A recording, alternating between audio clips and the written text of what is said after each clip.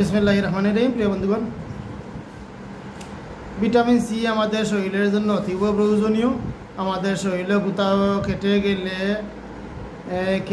ছিঁড়ে গেলে ক্ষত হলে সেগুলো মেরামতের জন্য ভিটামিন সি অতীব প্রয়োজন। রেড ব্লাড সেল তৈরিতে ভিটামিন সি অতীব প্রয়োজন। স্কারবি রোগ হলে, দাঁতের মাড়ি ক্ষয়ে গেলে, দাঁতের মাড়িতে ক্ষত হলে, দাঁত ক্ষয় হলে এগুলা মেরামতের জন্য ভিটামিন সি অতীব প্রয়োজন।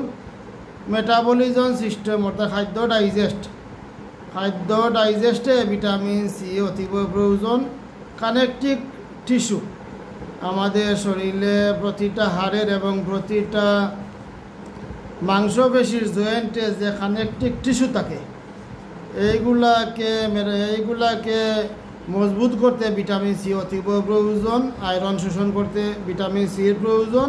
বাইল তৈরিতেও ভিটামিন সির প্রয়োজন। হরমোন তৈরিতেও ভিটামিন সির প্রয়োজন, ইত্যাদি ইত্যাদি অনেক কাজে ভিটামিন সির প্রয়োজন আমাদের বডিকে সুস্থ সবল রাখতে। এই ভিটামিন সি আমরা কোথা থেকে পাবো? আমরা সকল প্রকার টক ফল, যত ধরনের টক ফল আছে, যেমন আম, আঙ্গুর, কমলা, লেবু, এই সমস্ত সব ধরনের টক ফলে ভিটামিন সি পাওয়া যায় যথেষ্ট পরিমাণে। এছাড়া ভিটামিন সি যেগুলাতে পাওয়া যায় সেগুলো হলো টমেটো, আলু, গাঢ় সবুজ শাকসবজি, মরিচ, কাঁচামরিচ, লেটুস, স্ট্রবেরি, পেঁপে, ফুলকপি, এগুলাতেও ভিটামিন সি অনেকটা পাওয়া যায়। তো এই সমস্ত খাদ্য একসাথে সব খেলে চলবে না, কারণ আমাদের শরীর ভিটামিন সি ধরে রাখতে পারে না। প্রতিদিন ভিটামিন সির প্রয়োজন হয়, তাই অল্প অল্প করে প্রতিদিন আপনার খাদ্য তালিকায় ভিটামিন সি যুক্ত খাদ্য রাখা অতীব প্রয়োজনীয়।